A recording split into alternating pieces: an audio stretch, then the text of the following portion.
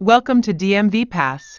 If you are new to this channel, feel free to subscribe now and activate notifications so you don't miss our future post. Are you prepping for the CDL Hazmat Endorsement Test? In this video, we share essential questions and answers with explanations to help you ace the exam with confidence. From understanding hazardous materials regulations to mastering the crucial safety protocols, we've got you covered. Let's go. 1. If the word forbidden appears in the hazard class column of an entry in the hazardous materials table. A. The carrier may not open the package or container. B. A common carrier must never transport the material. C. A shipment of this material must never be larger than RQ. Note: Column 3 of the hazardous materials table shows a materials hazard class or division, or the entry forbidden. A common carrier must never transport materials with the entry forbidden. So, the correct answer is B. A common carrier must never transport the material. Next question. 2. Your vehicle contains explosives, oxidizer, or flammables. No one may smoke within blank feet of the vehicle. A. 15. B. 25. C. 35.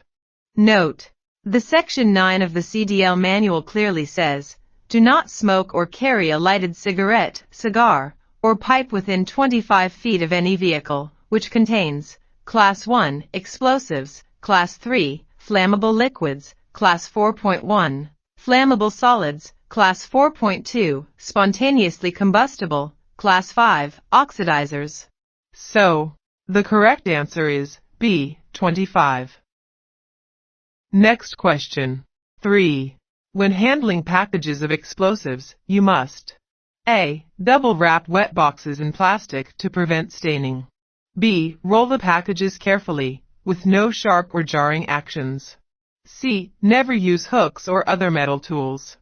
Note: protect explosive packages from other cargo that might cause damage. Use extra care to protect explosives. Never use hooks or other metal tools. Never drop, throw, or roll packages. So, the correct answer is C. Never use hooks or other metal tools. Next question. 4. Who is responsible for safely transporting a hazardous material shipment without delay and keeping the shipping papers in the right place? A. The driver. B. The carrier. C. The shipper. Note: the driver is to make sure the shipper has identified, marked, and labeled the hazardous materials properly, refuse leaking packages and shipments, placard the vehicle if required. The driver is responsible for safely transporting a hazardous material shipment without delay and keeping the shipping papers in the right place. So, the correct answer is A. The driver. Next question. 5. Class 1.1 explosives must not be transported in a combination vehicle if it includes A. 2 or more trailers. B. A placarded cargo tank.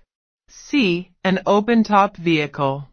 Note: we are not going to name all the circumstances to avoid transporting Class 1.1 explosives, but the CDL manual in its Section 9 makes it clear. Do not transport Division 1.1 or 1.2 in vehicle combinations if there is a marked or placarded cargo tank in the combination. So, the correct answer is B. A placarded cargo tank. Next question. 6. You find an overheated tire during en route inspection. If you are hauling hazardous materials, you must A. Wait at least 2 hours before continuing on your trip. B. Cool the tire, and then check it every 2 hours. C. Remove the tire and place it at a safe distance from the vehicle. Note: according to Section 9 of the CDL manual, you must remove any overheated tire, place it at a safe distance from your vehicle. Don't drive until you correct the cause of the overheating. So, the correct answer is C. Remove the tire and place it at a safe distance from the vehicle. Next question. 7. The power unit of a placarded vehicle must have a fire extinguisher with a UL rating of blank, B, C or more. A. 5. B. 10. See 15. Note: you might have to control minor truck fires on the road. However, unless you have the training and equipment to do so safely, don't fight hazardous materials fires. The power unit of placarded vehicles must have a fire extinguisher with a UL rating of 10 BC or more. So, the correct answer is B, 10. Next question. 8. A dated certificate of radioactive materials training must be A. Signed by your insurance agent. B. Kept in the driver's vehicle. C. Carried by the driver. Note: the regulations require that drivers have special training before driving a vehicle transporting highway route controlled quantities of radioactive materials within the 2 preceding years. The driver must have in his or her possession a certificate as evidence of training. So, the correct answer is C. Carried by the driver. Next question. 9. A properly prepared uniform hazardous waste manifest. A. Is required only if there is a loss of cargo during transport. B. Must be signed and carried by anyone transporting hazardous waste. C. Is the same as any other shipping paper. Note: when transporting hazardous wastes, you must sign by hand and carry a uniform hazardous waste manifest. The name and EPA registration number of the shippers, carriers, and destination must appear on the manifest. So, the correct answer is B. Must be signed and carried by anyone transporting hazardous waste. Next question. 10. With most hazardous materials, you may park within 5 feet of the road briefly, if your work requires it. The materials, which are the exception and do not allow parking this close to the roadside, are A. Explosives 1.1 and 1.2. B. Corrosives and oxidizers. C. Acids and poisons. Let's see what the rules say about hazardous materials driving and parking. Never park with Division 1.1, 1.2, or 1.3 explosives within 5 feet of the traveled part of the road. So, the correct answer is A. Explosives 1.1 and 1.2. Next question. 11. You have a vehicle without racks to hold cylinders of compressed gas. You may load such cylinders only if they are A. Loaded upright or braced laying down flat.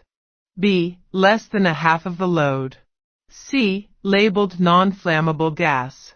Note: when hauling Class 2, compressed gases, including cryogenic liquids, if your vehicle doesn't have racks to hold cylinders, the cargo space floor must be flat, and the cylinders must be held upright. Packages with liquid containers inside should have markings with the arrows pointing in the correct upright direction. So, the correct answer is A. Loaded upright or braced laying down flat. Next question. 12.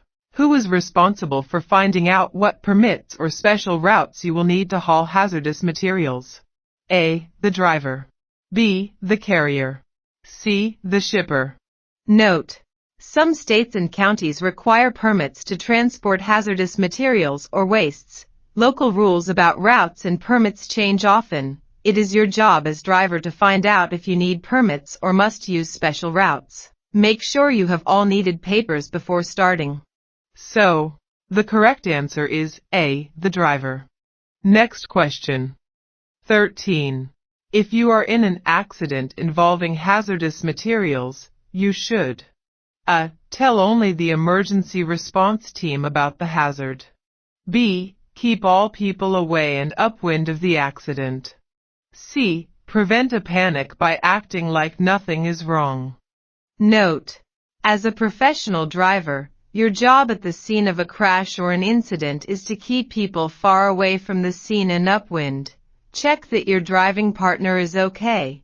Keep shipping papers with you. Warn others of the danger. Call for help.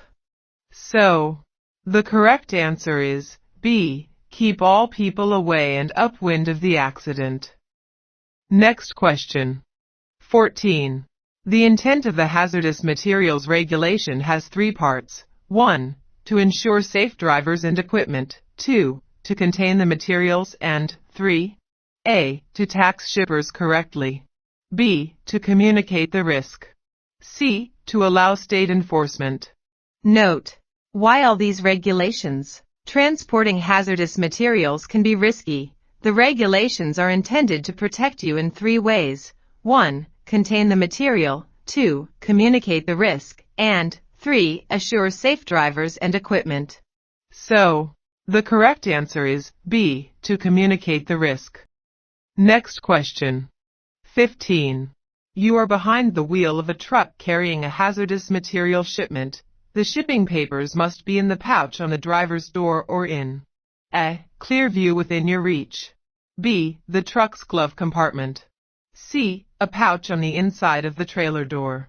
Note: after an accident or hazardous material spill or leak, you may be injured and unable to communicate to firefighters and police the hazards of the materials you are transporting to help them prevent or reduce the amount of damage or injury. So, you must keep shipping papers in a pouch on the driver's door, or in clear view within reach while driving, or on the driver's seat when out of the vehicle. So, the correct answer is A. Clear view within your reach. Next question. 16. To find out if a shipment includes a hazardous material, you should A. Open and inspect every package and container. B. Look at the shipping paper. C. Look at the shipping license. Note: transporting or handling hazardous materials is risky. In order to communicate the risk to drivers and others about the hazards, shippers must provide proper shipping papers. So, these papers help determine if shipments include a hazardous material. So, the correct answer is B. Look at the shipping paper. Next question. 17. A vehicle contains 500 pounds of explosives class 1.1 and 1.2. You must use A. Explosives 1.1 placards. B. Dangerous placards. C. Explosives and dangerous placards. Note: as illustrated in Placard Table 1, if your vehicle contains any amount of mass explosives 1.1 or project hazards 1.2, it must be placarded as explosives 1.1 and 1.2. So, the correct answer is A. Explosives 1.1 placards. Next question. 18. Which of the following must drivers have in their possession while transporting class 1.1 or 1.2 explosives? A. The written route plan. B. A citizen's band radio. C. The carrier's insurance policy. Note: if transporting Division 1.1, 1.2, or 1.3 explosives, you must have a written route plan and follow that plan. Carriers prepare the route plan in advance and give the driver a copy. So, the correct answer is A. The written route plan. Next question. 19. An improperly placarded vehicle can be moved only A. To travel a distance shorter than 10 miles. B. To make room for other vehicles. C. During an emergency. Note: if a vehicle carrying hazardous materials requires placards, it must be properly or appropriately placarded before you drive it. You are only allowed to move an improperly placarded vehicle during an emergency in order to protect life or property. So, the correct answer is C. During an emergency. Next question. 20. Flammable gases are categorized as blank hazards. A. Class 1. B. Class 2. C. Class 3. Note: a materials hazard class reflects the risks associated with it. There are 9 different hazard classes, and flammable gases are categorized as Class 2 hazards. Hazard Class 2 is a classification for gases that are compressed and stored for transportation. So, the correct answer is B. Class 2. Next question. 21. Many products that are classed as poison are also A. Flammable. B. Radioactive. C. Sweet. Note: as mentioned in the Section 9 of the CDL Handbook, It is your job to protect yourself, other people, and property from harm. Remember that many products classed as poison are also flammable. If you think a Division 2.3, poison gases, or Division 6.1, poison materials, might be flammable, take the added precautions needed for flammable liquids or gases. So, the correct answer is A, flammable too. Next question. 22. A Class 7 hazardous material is A, flammable, B, radioactive, C, explosive. Note: Class 7 hazardous materials are radioactive materials, meaning they have unstable atoms that can change their structure spontaneously and randomly, emitting radiation. So, the correct answer is B, radioactive. Next question. 23. In addition to reading the manual, the best way to learn about transporting hazardous materials is to A. Follow your instinct. B. Talk to other drivers. C. Attend hazardous materials training course. Note: the Section 9 of the CDL Handbook has everything you need to know to pass the written test. However, you may have to learn more on the job by reading and understanding the federal and state rules applicable to hazardous materials, as well as attending hazardous materials training courses. So, the correct answer is C. Attend hazardous materials training course. Next question. 24. The only way to properly check your tire pressure is by A. Eyeballing the tires, B. Using a tire pressure gauge, C. Pushing on the tires to feel the pressure. Note: according to regulations, you need to make sure that your tires are properly inflated. You must examine each tire on a motor vehicle at the beginning of each trip and each time the vehicle is parked. And the only acceptable way to check tire pressure is to use a tire pressure gauge. So, the correct answer is B. Using a tire pressure gauge. Now pay close attention. The remaining portion of this video is designed to help you see how a same question can take different forms so you don't be fooled by the wording. Question 25. If an X or RQ is in the HM column of a shipping paper entry, the A. entry refers to the materials that must be top-loaded. B. Material on that line is the biggest part of the shipment. C. Shipment is regulated by hazardous materials regulations. Note: if a shipment has either an entry with a proper shipping name, hazard class, and identification number, or a highlighted entry, or one with an X or RQ for reportable quantity in the hazardous materials column, that means the shipment falls under hazardous material regulations. So, the correct answer is C. Shipment is regulated by hazardous materials regulations. Next question. 26. What does the X in the hazardous materials column of a shipping paper entry mean? A. The material is not a hazardous material. B. This is an exception to the hazardous materials. C. The material in the shipment is a hazardous material. This question relates to the previous one. On a shipping paper, an X or RQ in the hazardous materials column is a marking to indicate that it is a hazardous material shipment. So, the correct answer is C. The material in the shipment is a hazardous material. Next question. 27. An X in the HM column of a shipping paper entry means A. The material is not a hazardous material. B. The entry is for a hazardous material. C. This is an exception to the hazardous materials. Just a reminder, if a shipment has either a highlighted entry, or one with an X or RQ for reportable quantity in the HM column, that means it is a hazardous material shipment. So, the correct answer is B. The entry is for a hazardous material. Next question. 28. Which one of these shipping paper descriptions for a hazardous material is in the correct order? A. Proper shipping name, hazard class, identification number. B. Hazard class, proper shipping name, identification number. C. Identification number, proper shipping name, hazard class. Note: The basic description of hazardous materials is important to ensure that the hazardous materials are handled properly and in compliance with regulations. It includes, in that order, the identification number, proper shipping name, hazard class or division, and the packing group, if any.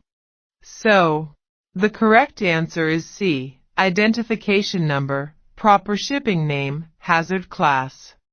Next question. 29.